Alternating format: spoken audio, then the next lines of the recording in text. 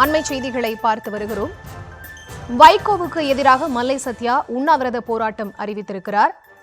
மதிமுகவில் வைகோவுக்கும் மல்லை சத்யாவுக்கும் இடையே மோதல் ஏற்பட்ட நிலையில் இந்த உண்ணாவிரத போராட்டமானது அறிவிக்கப்பட்டிருக்கிறது. முழுமையான விவரங்களோடு இணைப்பில் காத்திருக்கிறார் எமது செய்தியாளர் பாரி கார்த்திக். அவரிடம் பேசலாம். வணக்கம் பாரி கார்த்திக். இந்த உண்ணாவிரத போராட்டத்தில் யாரெல்லாம் பங்கேற்கிறார்கள், யாருக்கெல்லாம் அழைப்பு விடுக்கப்பட்டிருக்கிறது? விவரம்.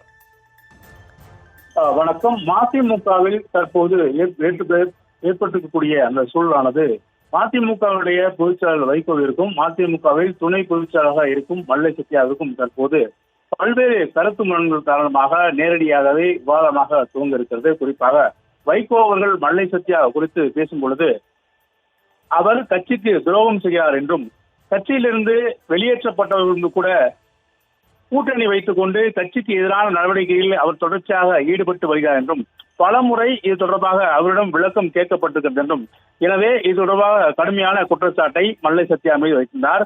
இது குறித்து பேசிய மல்லை சத்யா, அதாவது நான் ஒருபோதும் கட்சிக்கோ தலைவருக்கோ துரோகம் ஏதும் செய்யவில்லை என்றும், கடந்த 31 ஆண்டுகளாக தலைவரின் நிழலாக பின்பற்றி வருகிறேன் என்றும் அவர் தன்னுடைய தரப்பு விஷயங்களை கூறினார்.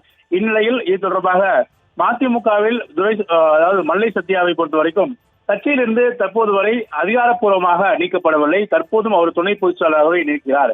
அதே நேரம் மல்லை சத்யாவும் தன்னுடைய கட்சி பதவியை ராஜினாமா செய்யவில்லை என்பது குறிப்பிடத்தக்கது. எனவே இது குறித்து தற்போது வருகின்ற 2ஆம் தேதி, அதாவது வைகோ அவர்கள் தன் மீது துரோகி பட்டம் சுமத்திவிட்டார் என்ற காரணத்தினால் நான் மக்களை நீதி இயக்கும் வகையில் இந்த உண்ணாவிரத்தை கட்டமைக்கிறேன் என்று தற்போது அவர் கூறியிருக்கிறார். மேலும் தொடர்ச்சியாக இது குறித்து வருகின்ற 2ஆம் தேதி சென்னையில் சிவானந்த சாலையில் உண்ணாவிரதம் மேற்கொள்வதாக அவர் காவல்துறையிடம் அனுமதி கேட்டிருக்கிறார். அது மட்டுமல்ல, அப்போது கட்சியிலிருந்து பிரிந்தவர்கள், அதாவது ஏற்கனவே மதிமுகவிலிருந்து பிரிந்தவர்கள் அனைவரும் அந்த உண்ணாவிரத போராட்டத்தில் கலந்து கொள்வார்கள் என்று கூறப்படுகிறது.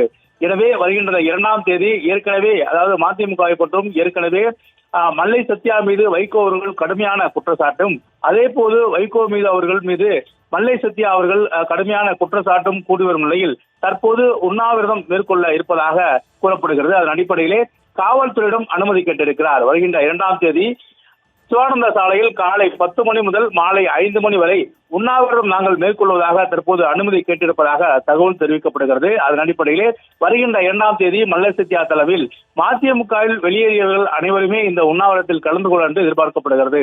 பல்வேறு அரசியல் தரப்பு நிலையிலும் தற்போது மதிமுக இந்த பிரச்சனை என்பது மிகப்பெரிய விவாத பொருளாக மாறியிருக்கும் நிலையில் வருகின்ற 2ஆம் தேதி மல்லை சத்யா தலைமையில் உண்ணாவிரத போராட்டம் அறிவிப்பதற்காக அனுமதி கேட்டிருக்கிறார் என்பது குறிப்பிடத்தக்கது.